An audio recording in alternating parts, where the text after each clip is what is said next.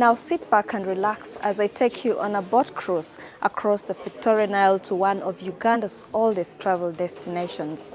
I'm talking about the spectacular Murchison Falls at Paraa, over 200 kilometers north of Kampala. The area is remarkable for its wildlife and only accessible by boat. Over 76 mammal species and 450 bird species from the Murchison Park. Almost too late, but right on time to catch a ferry that was to take us across the Victoria Nile bank. The waters seemed cool though, and as we boarded a double-cabin cruise boat, our hopes and expectations were kept high by the safari guides. Our journey, we are told, would take us roughly 3 hours, and that is to and fro our destination, which is to the base of the Murchison Falls. We are told that we would encounter a variety of wildlife along the way. And not long before we come across the first school of hippos sprawled on the cool waters. It's believed over 3,000 hippos live and breed in these waters, especially during the daytime. Paraa is a local word that means place of hippos. It comes from two words, pa and ra. Pa means place and ra means hippos. We also get to see a very striking cliff that is said to have been home to a group of people called the Lokolums. The group reportedly used the cliff to worship their gods.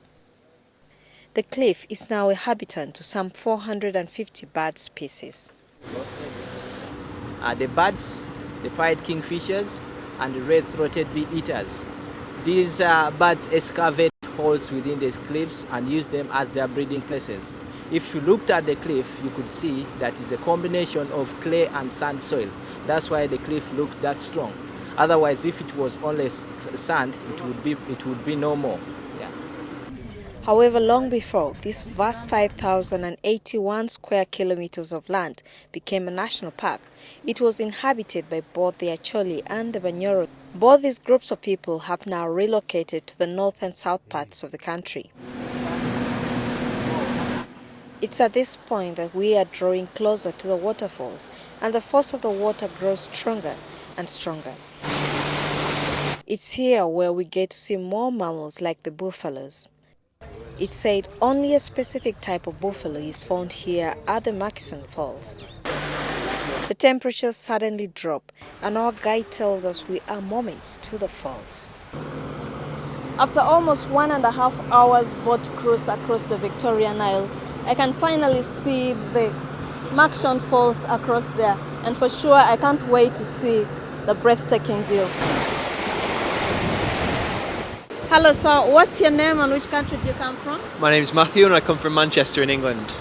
Are you having fun? Definitely, yes. This is a fantastic day to come here and see such a wonderful national park, such powerful waterfall on the Nile. It's amazing. I think it's fantastic. I mean, it's an incredible spectacle and it's great to be here at such a place on the Nile. I mean, everybody hears about it, everybody reads about it, everybody sees pictures, but to physically be here is fantastic. Is this the first time in Africa? This is no, but it's my first time in Uganda, and it's a special country, and I've had a lovely time, met wonderful people. And the waterfalls, do you love it? The waterfalls are amazing. I've never seen anything like it. It looks in part as if the water is going upwards, not downwards. But the amount of the splash is huge. It's wonderful. The falls is believed to have been founded by Sir Samuel Baker in 1864. Baker was the first European to see the waterfall, and it's through him that the Murchison Falls was named. In 1970, the falls was renamed Kabalega Falls by then-President Idi Amin Dada, though it wasn't widely known. It regained its Murchison Falls name after the regime overthrow. Now the sun is setting and it's time for our return to the shores. And as we disembark the cruise boat, we are welcomed by the squeaking cries of chimpanzees.